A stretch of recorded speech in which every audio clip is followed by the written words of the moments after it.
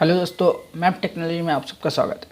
हम इस C program की सीरीज़ में आज तक हमने वाइल लूप का भी जो पिछले हमने वीडियो में वाइल लूप का जो कंसेप्ट समझा है, वाइल लूप तक का हमने अच्छी तरह से मैंने आपको समझाना चाहे। आई होप कि आप उस सब चीज़ों को अच्छी तरह से समझ चुके होंगे। आज हम अपने इस वीडियो को है ना सी प्रोग्राम की सीरीज़ को आगे बढ़ाते हुए हम ब्रेक और कंटिन्यू स्टेटमेंट एक्चुअली होता क्या है इस चीज़ को समझेंगे।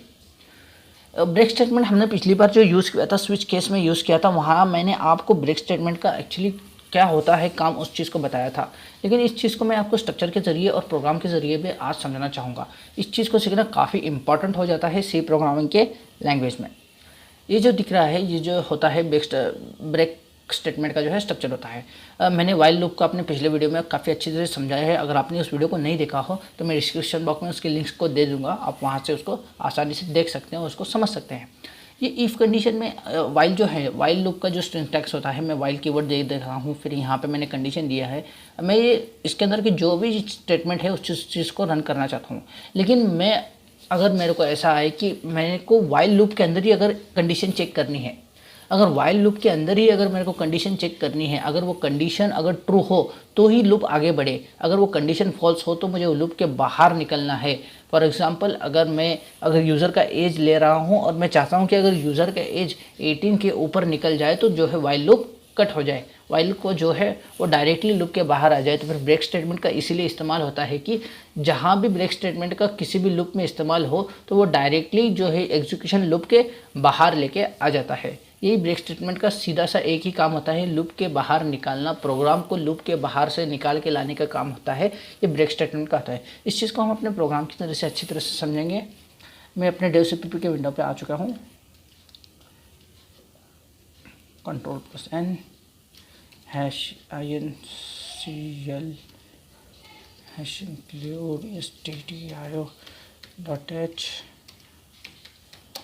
int main। फिर यहाँ पर मैं इंट एज ले लेता हूँ। यहाँ पर वाइल में कंडीशन दे दूँगा, वाइल सॉरी यहाँ ठीक है। वाइल में मैं कंडीशन देता हूँ एज इज़ << 40। यहाँ पर मैंने कंडीशन तो दे दी है, तो फिर मैं यहाँ क्या कर रहा हूँ, प्रिंटफ करता हूँ एज की। यहाँ पे मैं ले रहा हूँ %t, h। यहाँ तक का जो भी ये हो जाता है जो भी प्रॉब्लम हो जाता है ये वाइल लूप का हो जाता है। लेकिन हमें जो है ब्रेक स्टेटमेंट को समझना है। मैं यहाँ एज को इनिशियलाइज कर देता हूँ 10 पे।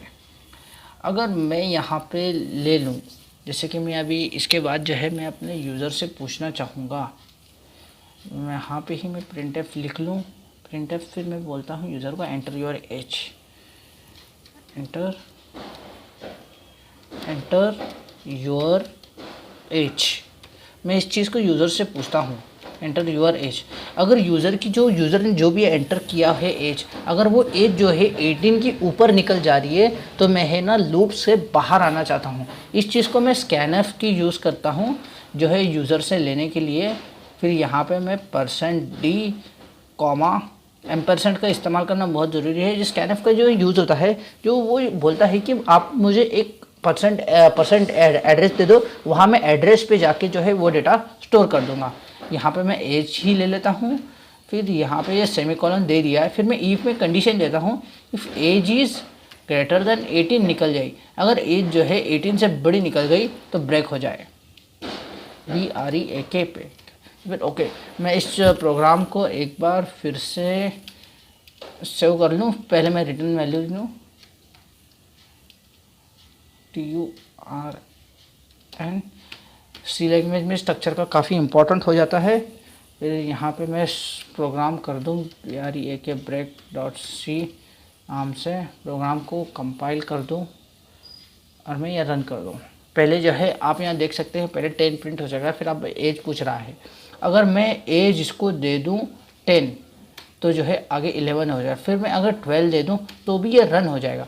अगर मैं बाय डिफ़ॉल्ट एज जो है 18 से ऊपर दे दूं तो फिर आप देख सकते हैं प्रोग्राम जो है रन होना रुक चुका है। हालांकि मैंने यहाँ पे इफ़ कंडीशन आप देख सकते हैं कि मैंने 40 दी है। इफ़ कंडीशन का फॉल्स होना का मतलब कोई यही नहीं है कि फॉल्स हो सकता है। जब तक कि मैंने जो है पहली जो वैल्यू दे दी थी, पहले मैंने 10 दे दी, फिर 13 दे दी, वो जो है 18 के अंदर की वैल्यू थी, इसलिए प्रोग्राम रन हो रहा था। लेकिन जैसे ही मैंने वैल्यू जो है 18 से बड़े दे दी, प्रोग्राम जो है आउटपुट से व्हाइल लूप से बाहर निकल गया। इसी तरह से जो है ये कंटिन्यूस स्टेटमेंट को हमें समझने के लिए मैं आपको कंटिन्यूस स्टेटमेंट का एक स्ट्रक्चर भी बता दूं। ये काफ़ी सिमिलर हो जाता है व्हाइल लूप से, काफ़ी सिमिलर हो जाता है। इस चीज़ को भी हम अपने प्रोग्राम से समझेंगे। कंटिन्यूस स्टेटमेंट का क्या होता है? कंटिन्यूस स्टेटमेंट में ये होता है कि अगर इसके बाद कोई नंबर ऑफ़ लाइन्स है, अगर मैं फॉर पर्टिकुलर कंडीशन को मैं अगर वो लाइंस को एग्जीक्यूट नहीं करना चाहता, जैसे कि अगर आप लाइसेंस के लिए जाते हैं गाड़ी के, अगर आपके वो पहचान वाला है तो आपको वो जितने भी प्रोसेस लगती है वो सारे प्रोसेस, मतलब फॉर्म फिल करो, फिर टेस्टिंग करो, फिर उसके रिजल्ट आएंगे, उसके बाद आपको लाइसेंस मिलेगा, ये सारे प्रोसेस बगैर करते अगर वो इंसान जाता है कि अगर आपको गाड़ी जो है आती है तो आपके बगैर टेस्टिंग के सारे प्रोसेस के वो आपको लाइसेंस आपके हाथ में दे देता है। वो ये रियल लाइफ की कंडीशन में जो है कंटिन्यूस स्टेटमेंट यूज़ होता है। अगर कोई इंसान आ जाए राम नाम का, अगर मैं उसको जानता हूँ कि उसे जो गाड़ी चलानी आती है तो मैं डायरेक्टली लाइसेंस दे दूंगा। जो है इसके नीचे के जितने भी स्टेप्स हैं मैं उसे बिल्कुल ही एग्जीक्यूट ना करते जो है लूप के बाहर आ जाऊँगा। इस चीज़ को हम प्रोग्राम के ज़रिए से समझते हैं। मैं यही प्रोग्राम ले लूँ, लेकिन पहले इस प्रोग्राम के बाद Ctrl+V, अगर जो है एज, पहले यूज़र से एज एंटर करवा लूँ मैं, Ctrl+X, Ctrl+V, मैं यहाँ से यूज़र से एज ले लूँगा। अगर यूज़र की जो एज है 18 से बड़ी हो गई तो है ये प्रिंट स्टेटमेंट रन नहीं होगा।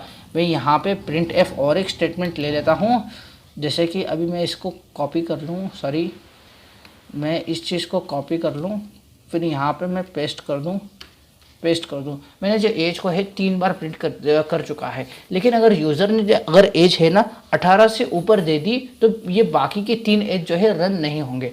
इस चीज़ को भी मैं कंपाइल करके आपको, एक्चुअली अगर जो चीज़ आपके सामने अगर होती हुई नज़र आई ना, उस चीज़ को समझना काफ़ी आसान हो जाता है। जैसे कि अभी मैं एज दे देता हूँ 12, जो है 18 से कम है, तो फिर आप यहाँ देख सकते हैं 12 12 12 3 बार प्रिंट हो चुका है।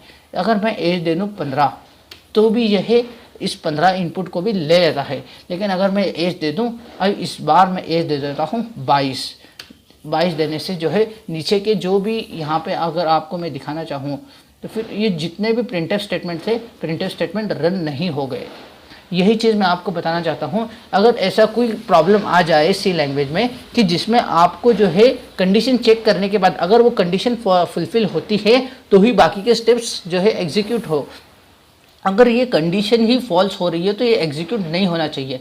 यहाँ मैंने ब्रेक लिखा है, सॉरी, इसलिए यह प्रॉब्लम, मतलब कंटिन्यू का भी यही होता है, कंटिन्यू, सॉरी ब्रेक लिखा था मैंने।